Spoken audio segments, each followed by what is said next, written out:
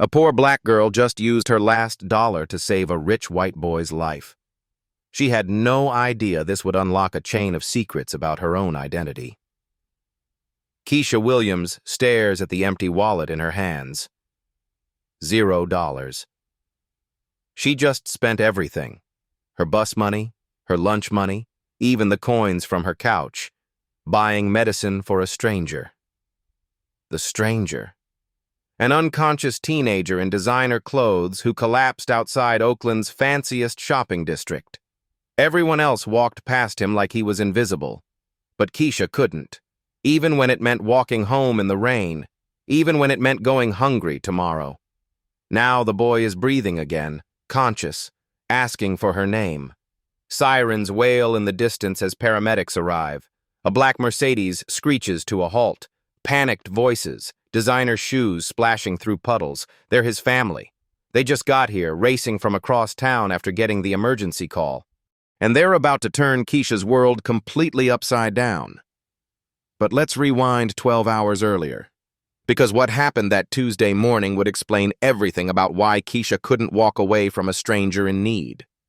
The alarm screams at 5:30 a.m. in their cramped Oakland apartment.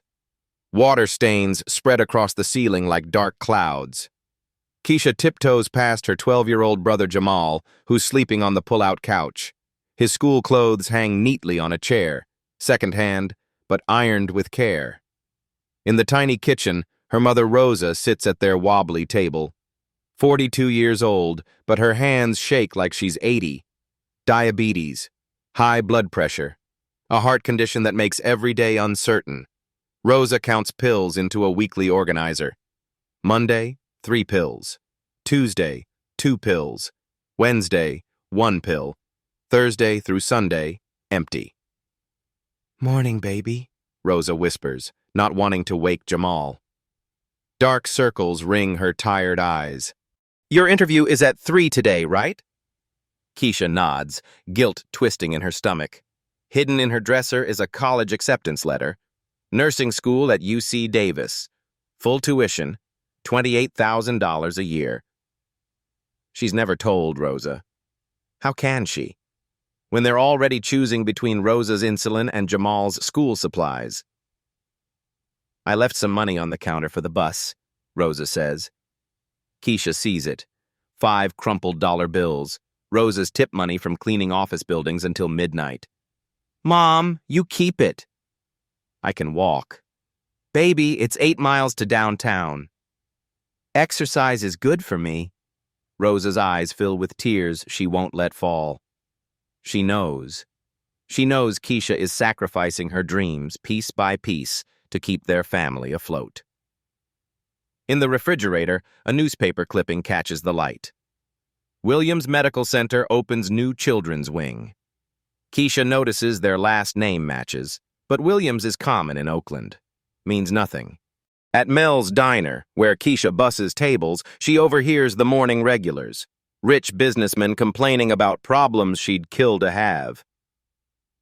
"My son crashed another car last week," one says, stirring sugar into expensive coffee. "These kids don't appreciate anything. No gratitude." Keisha refills his cup silently.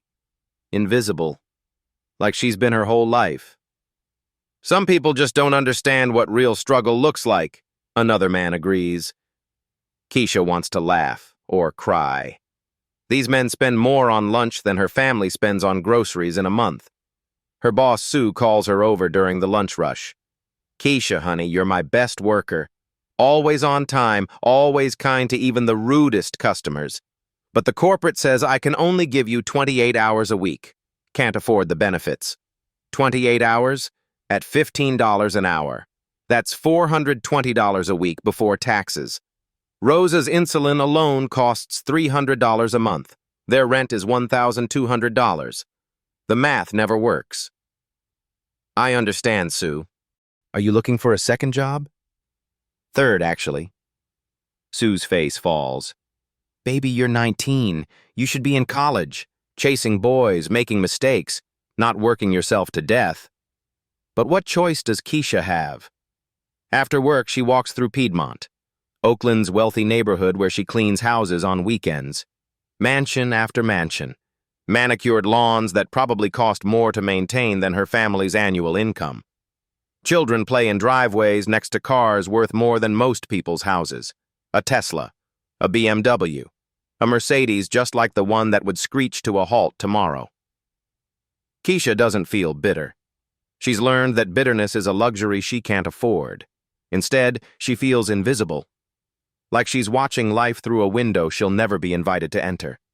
At home, Jamal shows her his report card. Straight A's, every single class. "Maybe I can get a scholarship someday," he says, hope shining in his eyes. "Like you will." Keisha forces a smile. "Maybe, baby. Keep studying." That night, after Rosa falls asleep, Keisha researches student loans on their cracked laptop. The numbers blur together. Interest rates, payment plans, debt that would follow her for decades. She calculates and recalculates, works the math from every angle. But 28 hours at minimum wage will never equal a college education. Her phone buzzes. A text from her high school counselor. "UC Davis nursing program needs your enrollment decision by Friday. Don't let this opportunity slip away." Opportunity. What a cruel word. Keisha deletes the text. Then she opens her laptop and starts typing. "Dear Admissions Office, I regret to inform you that I must decline." She stops, deletes everything, closes the laptop. Tomorrow she'll go to that job interview, another minimum wage position at a retail store. She'll smile, shake hands, pretend that folding clothes and working registers is her dream job, because sometimes dreams have to die so families can live. But what Keisha doesn't know, what she couldn't possibly imagine, is that tomorrow's storm will wash away everything she thinks she knows about her life. That helping one stranger will unlock secrets buried for 20 years. That the girl who spent her whole life feeling invisible is about to discover she's been part of Oakland's most powerful family all along. But first, she has to survive tomorrow. One more day of impossible choices and quiet desperation. One more day of being ordinary Keisha Williams, who cleans up after rich people and dreams of dreams she'll never afford. The girl who's about to save a life and discover her own identity was stolen before she was even old enough to remember. But what happened next would test every value Rosa had ever taught her daughter about helping strangers, no matter the cost. Tuesday afternoon. Storm clouds gather like angry fists over Oakland. Keisha leaves her job interview at Target. Another rejection. Overqualified, they said. Qualified. Translation: "We can't afford to pay you what you're worth." Rain starts falling as she hurries toward the bus stop. Each drop feels like the world crying for her lost opportunities. In her pocket, the UC Davis rejection letter she finally wrote but never sent. Thunder crashes overhead. Through the downpour, she sees chaos unfolding near the upscale Piedmont shopping district. A crowd gathers around something on the sidewalk. But it's a strange crowd. People holding umbrellas, keeping their distance, pointing instead of helping. "Someone call 911, a woman in a silk blouse shouts. But she's backing away, more concerned about her designer outfit than whatever emergency is happening. Keisha pushes through the circle of onlookers. What she sees makes her heart stop. A teenage boy, maybe 16, collapsed on the wet pavement. His skin has a grayish tint that screams medical emergency. Designer jeans, pristine sneakers that cost more than Keisha's monthly bus pass, a gold watch catching the rain. But money can't help him now. What happened? Keisha kneels beside him, ignoring the rain soaking through her thin jacket. "He just dropped," says an elderly man with an expensive umbrella. "Was arguing on his phone about something, then started shaking and went still." Keisha checks his pulse. Weak, but present. His breathing is shallow, erratic. She recognizes the signs immediately. Her mother's condition has taught her too much about medical emergencies. "Diabetic shock," she mutters, checking his pockets for emergency supplies. Nothing. The ambulance is 20 minutes out, someone calls. Traffic's blocked by the storm. 20 minutes. Keisha knows that's a death sentence. The boy's lips are turning blue. His glucose meter, fallen from his pocket, reads dangerously low. Does anyone have glucose tablets? Candy? Anything with sugar? She shouts to the crowd. Blank stares. These people have personal trainers and nutritionists. They avoid sugar like poison. The boutique manager appears in her doorway. Maybe we should move him inside. This is bad for business. Don't touch him, Keisha snaps. Possible head injury from the fall. But she knows what she has to do. 2 blocks away, she can see a pharmacy sign glowing through the rain. They'll have glucose gel, the only thing that might save this boy's life. The problem? She's got $23 to her name. Bus fare home, lunch money for tomorrow, everything. Her phone dies as she tries to call Rosa for advice. The storm intensifies, driving the remaining bystanders under covered areas. She's alone with a dying stranger. I'll be right back, she tells the unconscious boy, though no one else is listening. Keisha sprints through the storm. 2 blocks feels like 2 miles when every second counts. Designer boutiques blur past, stores she's cleaned on weekends, filled with clothes that cost more than her family's rent. She bursts into the pharmacy, water streaming from her clothes onto marble floors. Emergency, she gasps.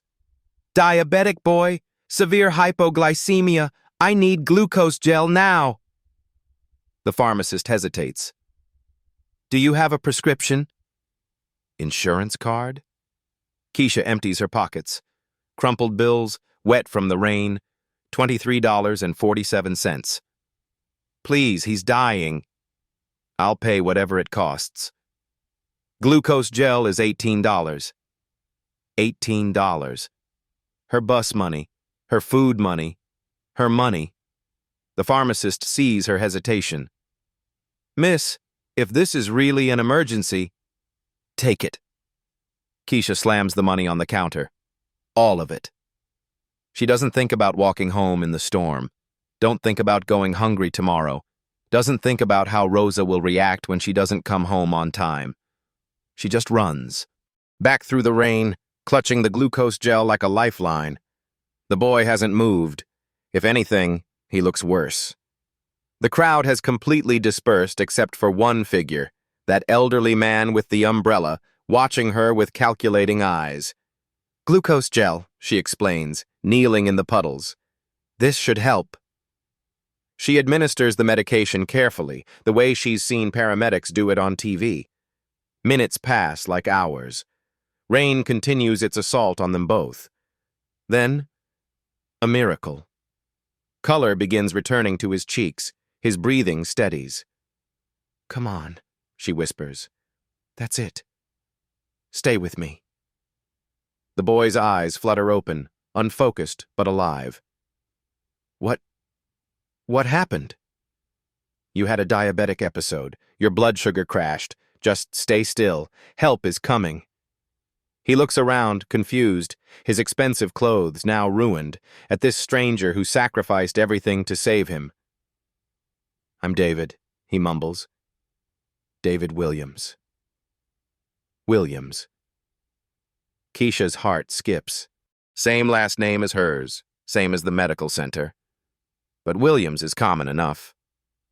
I'm Keisha. Keisha Williams. Something flickers in David's eyes. Recognition? Confusion? Before either can speak, sirens finally wail closer. And racing behind them, that black Mercedes, carrying people who are about to turn both their worlds upside down. What happened in those next few minutes would be captured by security cameras and change everything. But Keisha didn't know she was being watched. The glucose gel works slowly. Too slowly. David's consciousness flickers like a dying light bulb. In, out, in, out. Stay with me, David, Keisha whispers, checking his pulse every 30 seconds. still weak, still irregular. The rain pounds harder. Her thin jacket offers no protection. Water seeps through her worn sneakers, but she doesn't move from his side. "Keisha?" David's voice is barely audible. Why are you helping me?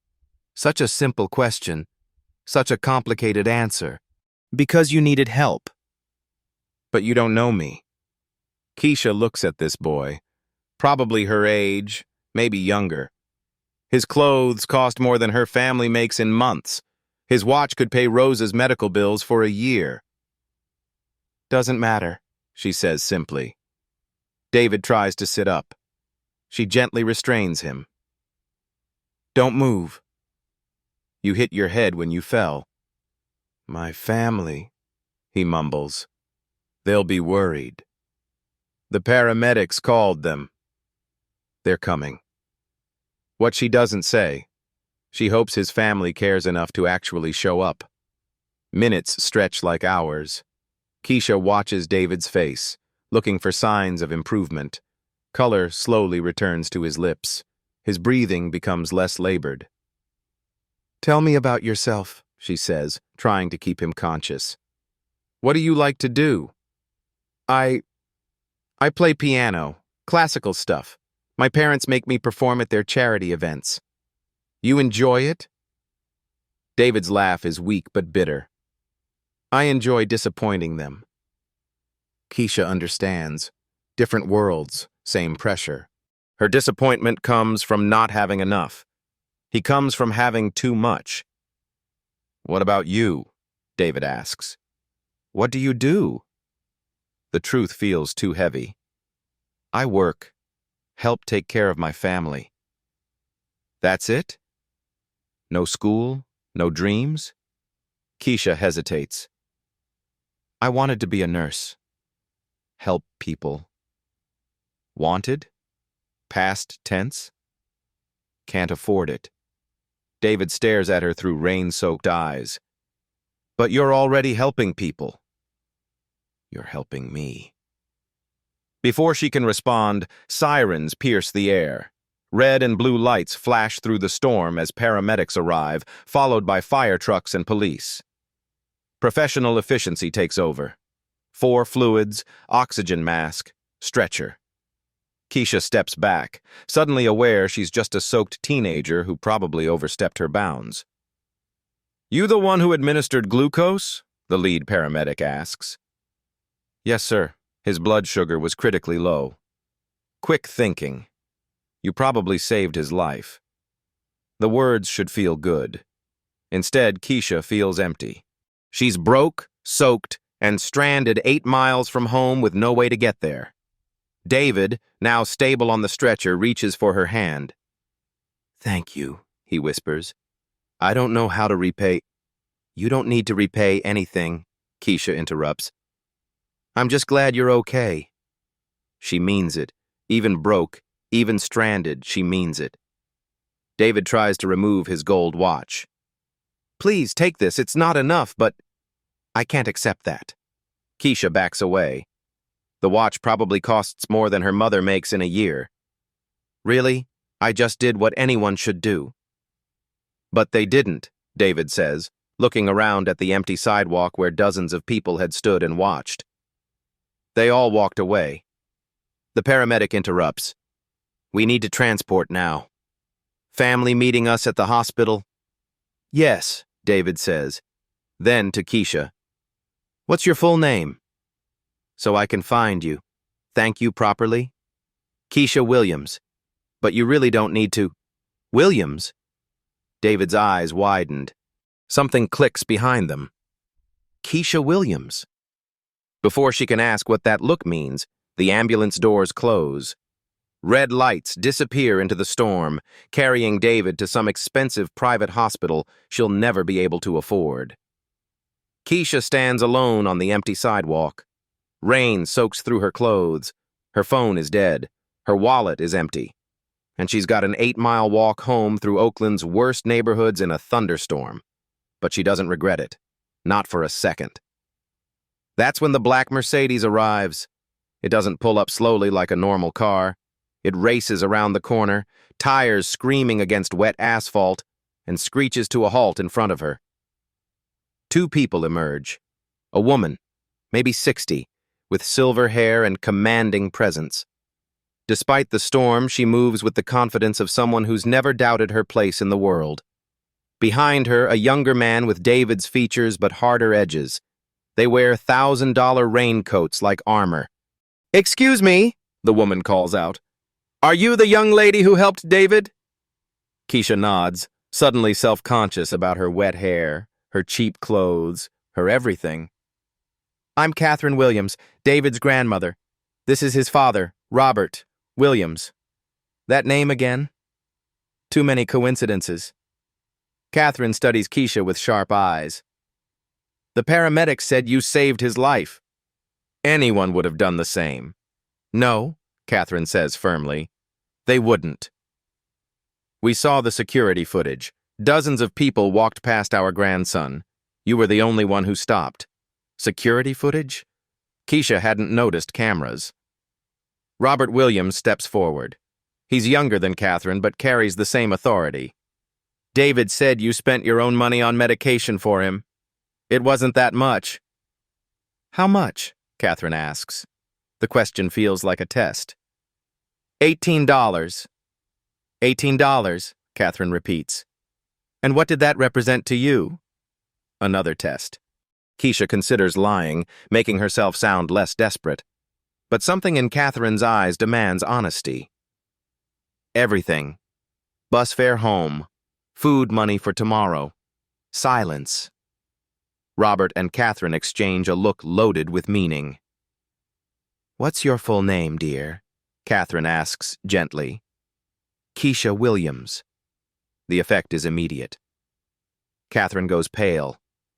Robert takes a sharp breath. They stare at her like she's a ghost. "Williams," Catherine whispers. "How old are you, child?" 19. More silence. More loaded looks. "Your mother," Catherine says carefully. "What's her name?" Warning bells ring in Keisha's head. Why do these strangers care about her mother? "Rosa. Rosa Williams." Catherine's hand flies to her chest. She stumbles backward, caught by Robert's arm. "My God," she breathes. "After all these years." "Grandmother?" Robert's voice carries a warning. "Are you certain?" Catherine recovers her composure, but her eyes never leave Keisha's face. "Dear, I think we need to have a conversation. A very important conversation. I should get home. My mother will be worried." "Of course. But first," Catherine reaches into her purse withdrawing a business card. Heavy stock, gold embossing. "Please call me tomorrow. There are things we need to discuss. Important things." Keisha takes the card. Williams Family Trust. An address in Oakland's wealthiest district.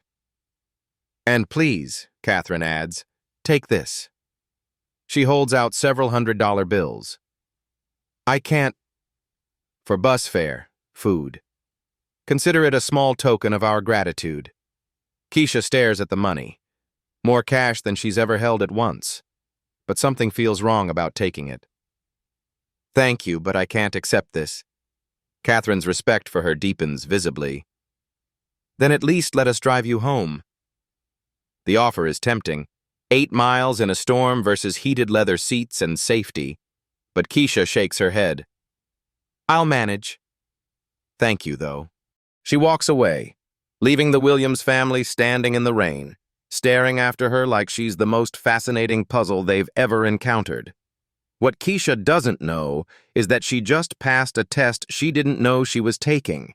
And tomorrow, everything she thinks she knows about her life is about to change forever. But the Williams family wasn't finished with Keisha. In fact, they were just getting started. And what they discovered about her would change everything. The 8-mile walk home takes Keisha 2 hours. Rain soaks through her clothes, but she barely notices. Her mind replays the encounter. The way Catherine Williams went pale at hearing her mother's name. The loaded looks between grandmother and father. The business card burning in her pocket. By the time she reaches their apartment, it's past 10 p.m. Rosa waits at the kitchen table, worry etched in every line of her face. "Baby, where have you been?" I was about to call the police. Keisha considers lying, making up some story about the bus breaking down.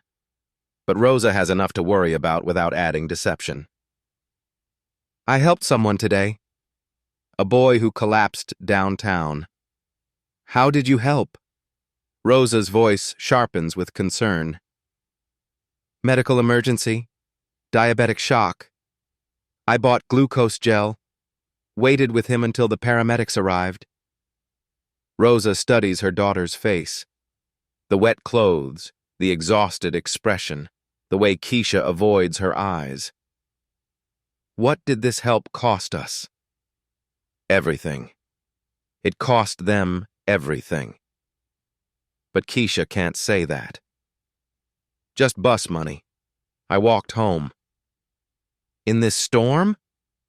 "Keisha Marie Williams, you could have been hurt, or worse." "He was dying, Mom.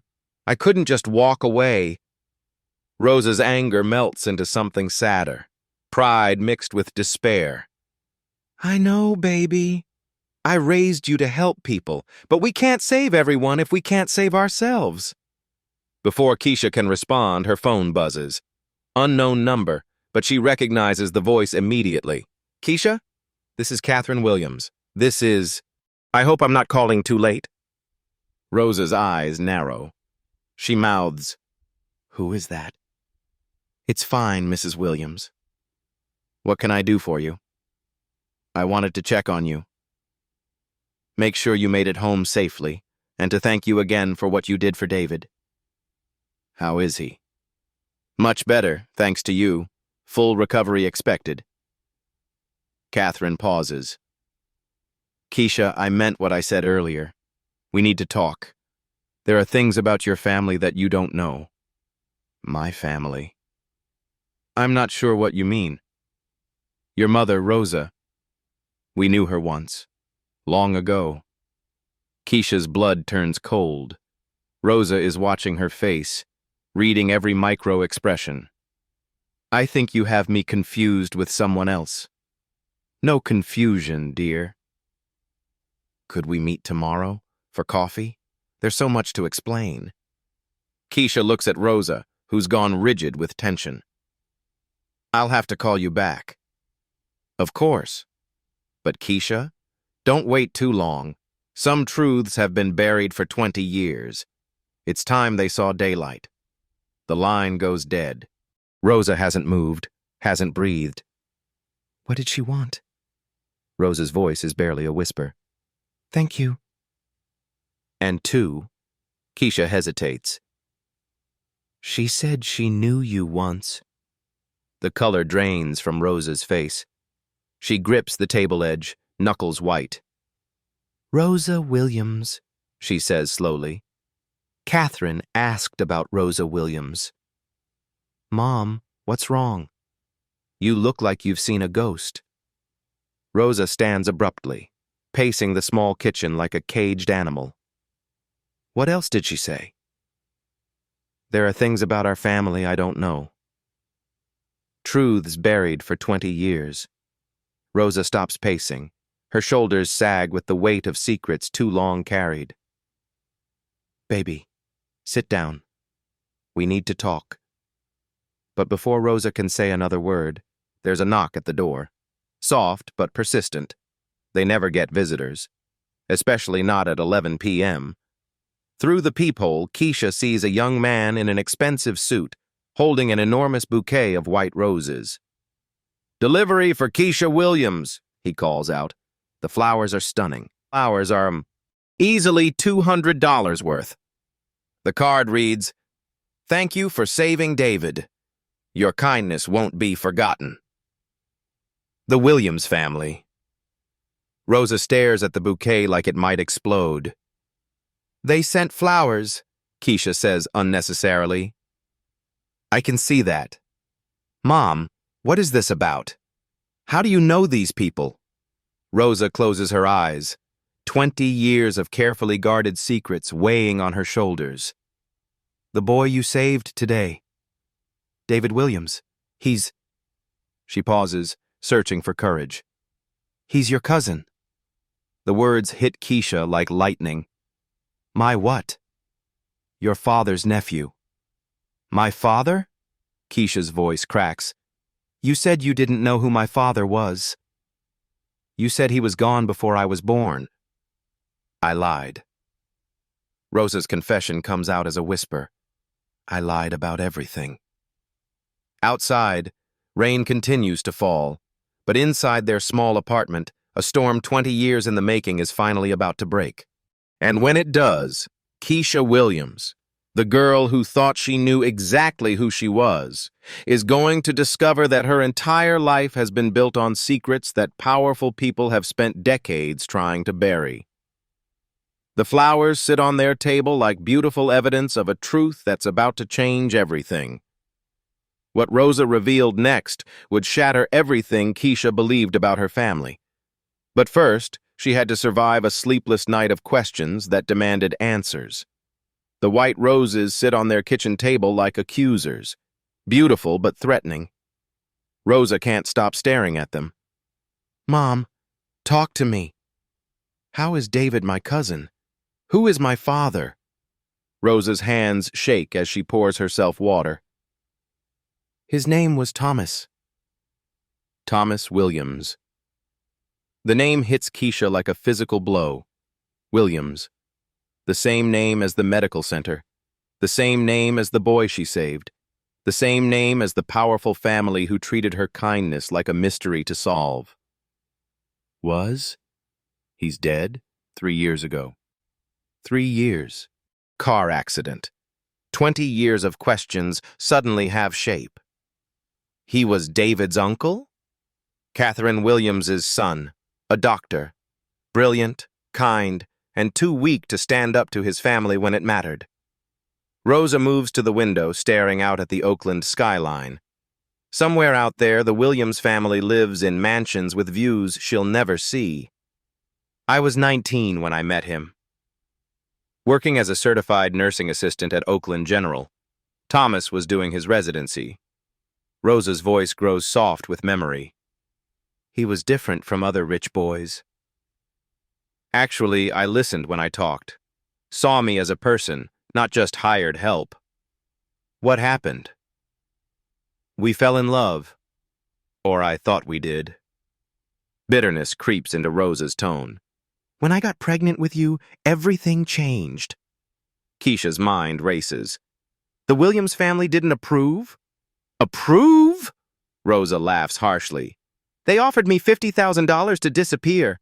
Cash, on the condition I never contact Thomas again and never tell you who your father was. $50,000. 20 years ago, that was a fortune. Life-changing money for a teenage single mother. You didn't take it? I took their money. Rosa's admission hangs heavy in the air. But not for the reasons they thought. I took it because I knew they'd never accept you. Never accept us. And I wasn't going to raise my daughter in a family that saw her as a problem to be solved. So you disappeared. Changed my address. Never told Thomas I was keeping you. Let him think I'd gotten rid of the problem. The cruelty of it hits Keisha like a wave. He never knew I existed? Oh, he knew. The Williams family made sure he knew exactly what he'd lost by choosing their approval over our love. Rosa pulls out a shoebox from under her bed. Inside, yellowed newspaper clippings. Williams Medical Center opens new children's wing. Thomas Williams, MD, leads pediatric innovation. Local doctor dies in tragic accident. I kept track, Rosa admits. I wondered what your life might have been like. Keisha studies the photos. A handsome man with her eyes, her smile, her father. The stranger who gave her life but never knew her name. And now? Now his family knows exactly who you are, and they're going to want to make amends for 20 years of lost time. Is that bad? Rosa meets her daughter's eyes. Baby, the Williams family doesn't do anything small. When they want to fix something, they throw money at it until it goes away. Maybe they've changed. Maybe. But tomorrow, when you meet Catherine Williams for coffee, you're going to find out exactly what kind of people they really are. Outside, the storm continues. Inside, Keisha holds photographs of the father she never knew, wondering if saving David Williams was fate or just terrible timing. Either way, there's no going back now. The next morning, Catherine Williams was waiting with a truth so shocking it would rewrite everything Keisha thought she knew about her family's story. Grind Coffee sits directly across from Williams Medical Center. Keisha arrives 15 minutes early, nervous energy making her fidget with the bus transfer in her pocket. Through floor-to-ceiling windows, she can see the modern healthcare complex her father helped build. The cafe buzzes with medical professionals on break. Doctors in expensive suits discuss weekend golf plans. Nurses compare vacation photos from Europe. Conversations about health insurance policies that Rosa could never dream of accessing.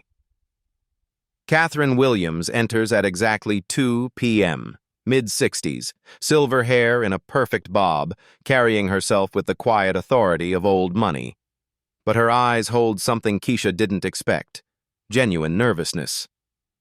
Thank you for coming, Catherine says, settling across from her. I wasn't sure you would. I almost didn't. Catherine orders 2 lattes without asking what Keisha wants. The assumption irritates her, but she stays quiet. Tell me about your life, Catherine begins. Your family, your dreams, what matters to you? It feels like a job interview. Keisha answers carefully. Jamal's academic success, Rosa's work ethic despite illness, her abandoned college plans due to financial constraints. Nursing school, Catherine muses. Just like your mother. You really knew her?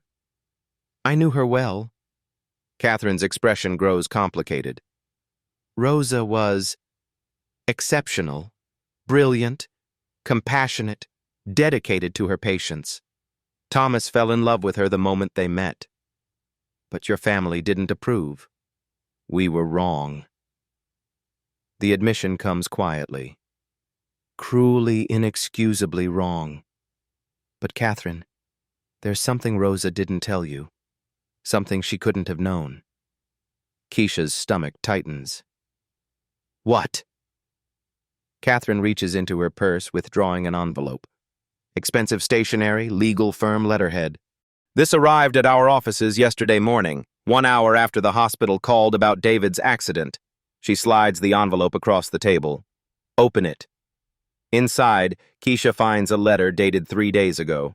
Her hands tremble as she reads, Dear Catherine Williams, my name is Rosa Williams. 20 years ago, your family paid me to disappear from your son Thomas's life.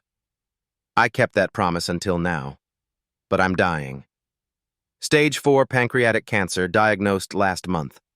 The doctors give me 6 months, maybe less. I have a daughter, Keisha, who deserves to know her father's family before I'm gone. She doesn't know I'm writing this. She doesn't know how sick I am. But she needs you now, more than she needs my pride. Please find it in your heart to help her when I can't anymore. Rosa Williams. The letter falls from Keisha's numb fingers. The cafe noise fades to white static. Your mother is dying? Catherine's voice seems to come from far away. She didn't tell me. Keisha's voice cracks. Stage 4 cancer? The letter arrived Tuesday morning. That afternoon, you saved David's life. Catherine's eyes fill with tears. Do you understand what this means? Keisha shakes her head, unable to process. Rosa reached out to us after 20 years of silence, asking us to help her daughter. 6 hours later, that same daughter saves our grandson's life without knowing who he was, without knowing who we were, without expecting any reward. The implications crash over Keisha like a tsunami. She knew you might help me. She was giving us a chance to prove we'd changed. to show we could see past our prejudices and recognize your worth. Catherine reaches across the table. But you proved your worth all on your own. I need to call her. Keisha fumbles for her phone. She's at Oakland General. She collapsed this morning during her shift at the cleaning company. The world tilts. What? We have a car waiting outside. I've arranged for the best oncologists in California to examine her immediately. How did you? Because 20 years ago, we failed your mother when she needed us most. We're not going to fail her again. Or you. Catherine stands, but Keisha remains frozen in her chair. There's more, isn't there?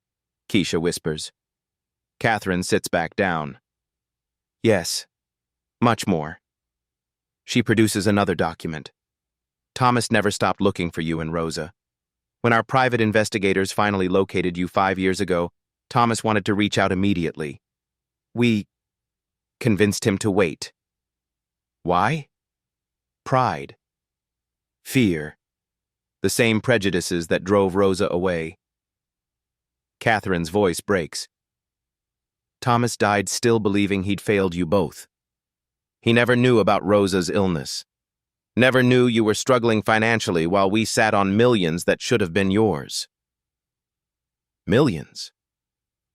Thomas's inheritance was held in trust, waiting for his children, all of it. Every penny he should have left to you. Catherine slides a bank document across the table. $2.8 million, plus 20 years of investment growth. The numbers blur through Keisha's tears. More money than she could spend in 10 lifetimes. This is why Rosa wrote to you, Keisha realizes. She knew about the inheritance. She never asked for herself, only for you. Even dying, she put your future above her pride. Keisha thinks of Rosa counting pills each morning, rationing insulin, working 2 jobs while cancer consumed her body, all to protect a daughter who never knew the sacrifice being made. I have to see her. Of course. But Keisha? Catherine's voice carries decades of regret. Your mother kept secrets to protect you from our family's failures. Now it's time for us to prove we deserve the chance she's given us. Outside the cafe windows, the Williams Medical Center gleams in afternoon sunlight. The building her father designed, the legacy he built, the family fortune that should have prevented every struggle Rosa and Keisha ever faced. All of it waiting for a granddaughter who learned about her inheritance by saving a stranger's life in the rain. The girl who spent her last dollar helping someone else was about to discover she'd been a multimillionaire all along. What the Williams family offered next would force Keisha to choose between everything she'd ever known and a future that seemed impossible to believe. The ride to Oakland General happens in a blur of luxury. Catherine's Mercedes glides through streets Keisha usually walks, past bus stops where she's waited in rain and heat, through neighborhoods that suddenly feel like scenes from someone else's life. Your mother is in the VIP wing, Catherine explains. Private room, best doctor's money can buy. She's stable, but dying. The cancer is aggressive. Without treatment, maybe 4 months. With the best care available, possibly 2 years. 2 years. It sounds like forever and no time at all. They find Rosa propped up in a hospital bed that probably costs more per day than their monthly rent. She looks smaller somehow, frailer, like admitting her illness has aged her overnight. Baby? Rosa's voice is weak, but her eyes are fierce. What are you doing here? Mrs. Williams called me. Keisha sits beside the bed, taking Rosa's hand. Mom, why didn't you tell me? Because you would have given up everything to take care of me. Just like you gave up college. Just like you gave up your dreams. Rosa's eyes fill with tears. I couldn't let you sacrifice your future for my mistakes. Taking care of your family isn't a mistake. No, but keeping you from yours was. Catherine clears her throat from the doorway. Rosa, may I come in? Rosa's expression hardens. 20 years of resentment don't disappear because of one letter and a hospital room. You look good, Catherine. Rich living agrees with you? You look tired, Rosa. Hard living doesn't. The tension could cut glass. Two women who've spent decades on opposite sides of choices that shaped 3 lives. I got your letter, Catherine says carefully. I figured when Keisha showed up. Why now, after all these years of silence? Rosa's laugh turns into a cough. Because I'm dying, and pride is a luxury I can't afford anymore. We could have helped. Any time in the last 20 years we could have helped. Would you have? Or would you have thrown money at the problem until it went away? Catherine has no answer for that. David appears in the doorway, looking healthier than yesterday but carrying guilt like a weight. Mrs. Williams? I'm David. I wanted to thank you for raising someone so incredible. Rosa studies this boy, her daughter's cousin, her former lover's nephew. You look like your Uncle Thomas. Same kind eyes. Keisha saved my life yesterday. That's what she does. Saves people who don't deserve saving. The comment stings, but David doesn't flinch. You're right. I don't deserve it. My family doesn't deserve it. But we want to try earning it now. Robert Williams enters next, carrying legal documents and the weight of family shame. Rosa, I owe you an apology. 20 years overdue. You owe me nothing, but you owe your brother's daughter everything. The adults begin discussing logistics. Medical care for Rosa, the best specialists, experimental treatments, whatever might buy time. Education funding for Keisha, full nursing school, living expenses, everything she needs to build the career she's dreamed of. And then the inheritance. $2.8 million, plus accrued interest, plus Thomas's share of family investments. Enough money to transform not just Keisha's life, but generations of her family's future. It's too much, Keisha finally speaks up. I can't accept all this. It was never ours to keep, Catherine replies. This money belonged to Thomas's children. That means it belongs to you. But conditions, right? There are always conditions. The room falls quiet. Catherine and Robert exchange glances. Just one, Catherine says. Family dinners. Once a month. Let us get to know you. Let us be part of your life, if you'll have us. That's it? That's it. No control over your choices, no expectations about your career or relationships, just inclusion. Keisha looks at Rosa, searching for guidance. But Rosa is staring out the window at Oakland's skyline, processing 20 years of what-ifs. There's something else, David adds quietly. A project I want to start. Community health outreach in East Oakland. Free clinics, medical education, helping families like yours navigate healthcare access. I want you to help me design it. Me? You understand what it's like to choose between medication and meals. Most of us don't. Rosa turns back to the room. And if Keisha says no to all of this? Then we respect her choice, Catherine answers. The inheritance is hers legally regardless. Thomas wanted his children provided for. We can't change that. But we hope she won't say no, Robert adds. We've lost 20 years with Thomas's daughter. We don't want to lose 20 more. The offer hangs in the air like a bridge between two worlds. On one side, the life Keisha has always known. Struggle, sacrifice, making impossible choices between basic needs. On the other, possibilities she never dared imagine. Education, security, the chance to help others without destroying herself in the process. But it means accepting help from people who rejected her mother. It means trusting a family that spent 2 decades convincing themselves their prejudices were justified. I need time to think, Keisha says finally. Of course, Catherine nods. But while you're thinking, would you consider staying here tonight? With your mother? The guest suite is comfortable and she shouldn't be alone. Keisha looks at Rosa, who nods slightly. Okay.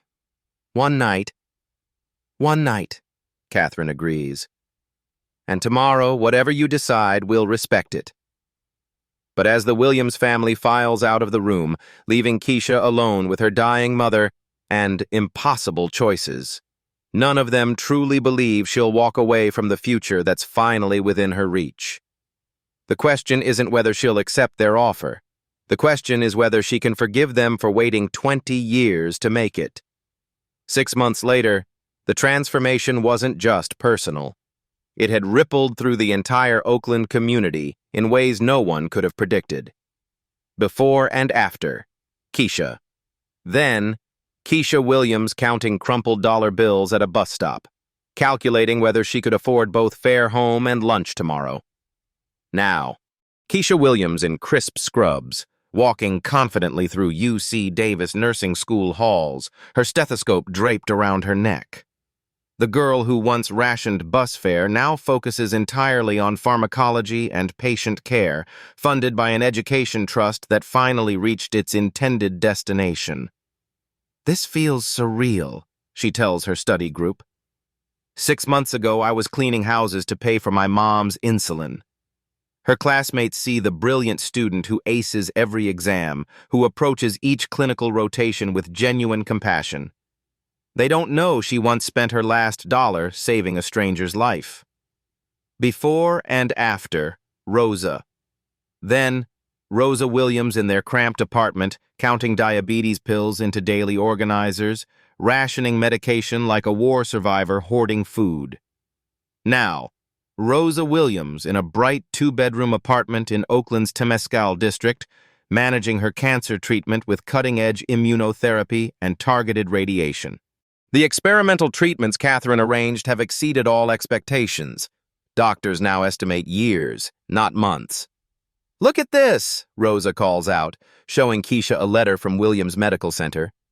"They offered me a position directing their new community health advocacy program, using my experience to help other families navigate the healthcare maze. The irony isn't lost on either of them.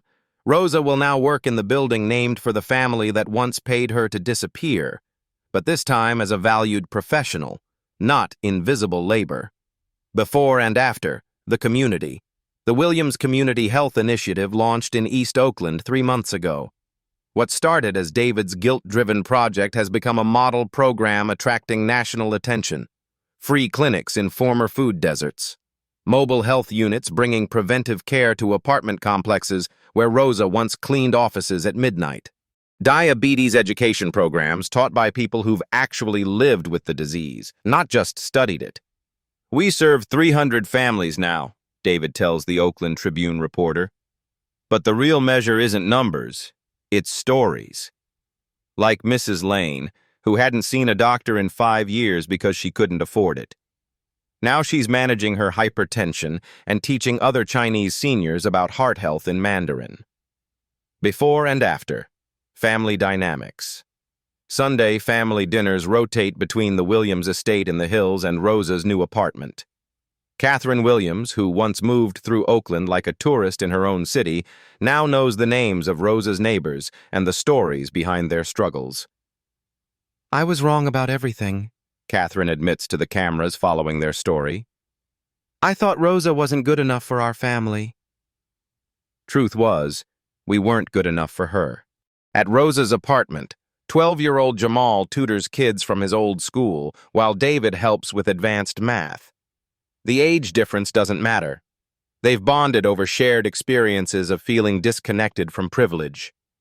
"David taught me that having money doesn't automatically make you happy," Jamal explains to a journalist. "And I taught him that not having money doesn't automatically make you miserable. We're teaching each other how to be human." The ripple effect. Mel's Diner, where Keisha once bussed tables, now employs 4 other pre-nursing students whose tuition is covered by the expanded Williams Scholarship Program. Sue, the manager, jokes that she's running a future healthcare workers training ground instead of just a restaurant. The Grind Coffee Cafe, where Catherine first revealed the family connection, now hosts weekly community care meetings. Medical professionals volunteer free consultations every Thursday evening. What started as the Williams family's attempt at community service has been replicated in 12 Oakland neighborhoods. Even the boutique district where David collapsed has changed. Store managers keep emergency medical supplies and have received basic first aid training. The culture of walking past emergencies has transformed into one of engagement and care. Media attention. Oakland Magazine features them on its cover.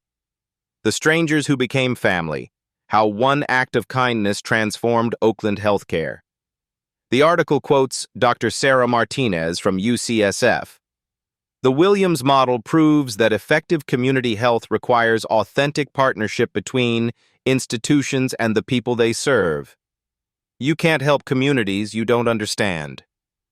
Local news returns every month to document their progress. The story has everything: dramatic rescue, family secrets, redemption, and tangible community improvement. The bigger picture. But perhaps the most significant change isn't captured in news stories or medical statistics. It's visible in small moments.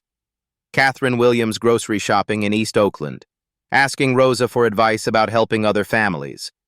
David Williams is learning Spanish so he can better communicate with clinic patients. Rosa Williams designed programs based on 20 years of navigating healthcare while poor. The girl who spent her last $20 saving a stranger's life had unknowingly started a revolution in how one of Oakland's most powerful families thought about service, privilege, and community responsibility. And this was only the beginning. 2 years later, on a rainy Tuesday afternoon that mirrored the day everything began, Keisha faced another medical emergency. But this time, she wasn't alone. Storm clouds gather over Oakland as Keisha, now a senior nursing student, walks from her clinical rotation at Williams Medical Center. The irony still amazes her. Working in the building her father helped design, treating patients her family's foundation supports. Rain begins to fall as she heads toward the BART station, the same route she used to walk when bus fare was a luxury she couldn't afford. Commotion erupts near the familiar boutique district. But this scene is completely different from 2 years ago. An elderly woman has collapsed on the sidewalk, her shopping bags scattered in the growing puddle. Instead of people hurrying past, a crowd immediately forms to help.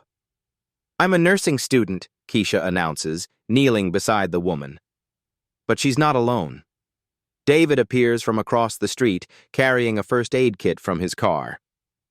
Pulse is steady, breathing normal, he reports, having learned emergency response through their community health training.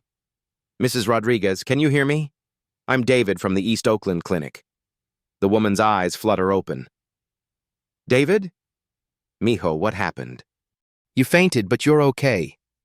Keisha's here. She's practically a real nurse now. Other familiar faces gather around them. Sue from Mel's Diner appears with bottled water. The boutique manager who once worried about liability now holds an umbrella over Mrs. Rodriguez. Even the pharmacist who sold Keisha glucose gel 2 years ago offers his professional assessment. "Everyone learned first aid after what happened with that boy," Sue explains to Mrs. Rodriguez. Keisha started something when she refused to walk away. Paramedics arrive to find a well-coordinated scene, the patient stable and conscious, surrounded by people who know exactly how to help, rather than just observe. "Nice work, Williams." "Both of you," the lead EMT says, recognizing them from their volunteer work. As Mrs. Rodriguez is transported for precautionary observation, David and Keisha stand in the rain, watching their community respond with competence and compassion. "Remember when you said anyone would have done the same?" David asks. "I was wrong," Keisha admits. "But look what happened because someone finally did." The Golden Eagle keychain still hangs from David's car keys, a reminder of the day strangers became family. But now it represents something larger, the ripple effects of choosing kindness over convenience. Rosa texts from the community health center where she's been cancer-free for 8 months. "Saw the news. Proud of you both. Sunday dinner at Catherine's?" "Absolutely," Keisha responds. Walking through streets where she once felt invisible, Keisha passes the Williams Medical Center where her photograph now hangs in the Thomas Williams Memorial Hall. Not as a charity case or lost family member, but as a future healer carrying forward her father's legacy of service. The rain continues, but this time Keisha doesn't hurry to escape it. She's learned that some storms bring the most growth. And in Oakland, the kindness that started with one girl's impossible choice continues spreading, one act of compassion at a time. The kindness that started with one girl's impossible choice continues spreading through Oakland every single day. And it all began with $23 and a decision to help. Keisha's story proves that extraordinary change starts with ordinary moments. When everyone else walked away from someone in need, she stopped. When it would have been easier to protect her last few dollars, she spent them on a stranger. When powerful people offered to change her life, she made them earn her trust. Today, the Williams Community Health Initiative serves over 2,000 families. Rosa leads healthcare advocacy across California, and David runs youth programs in 12 cities, teaching privileged kids what service really means. But it all started with a 19-year-old girl who couldn't walk past someone in crisis. Your moment might be waiting around the next corner. In a grocery store, on a bus, in your own neighborhood. The person you help today might change your life tomorrow. What choice will you make when your moment comes? Like this video, if Keisha's story inspired you to choose kindness over comfort. Subscribe for more real stories of ordinary people creating extraordinary change. And share this with someone who needs to remember that helping others is never wasted, even when it costs everything you have. Tell us in the comments, what's one act of kindness you've witnessed that restored your faith in humanity? We read every single response.